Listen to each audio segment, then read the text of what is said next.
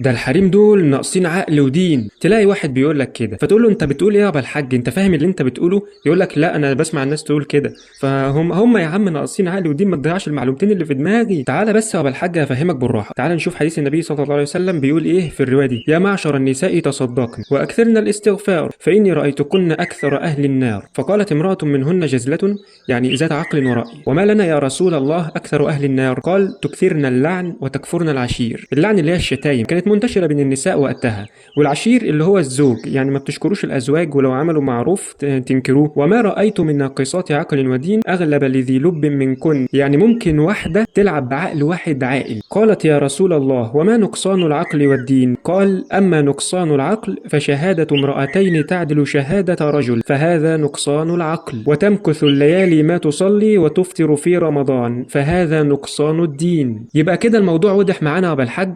ناقصات عقل في الشهادة، شهادة امرأتين بشهادة رجل، وناقصات دين في وقت الحيض ما بتصليش.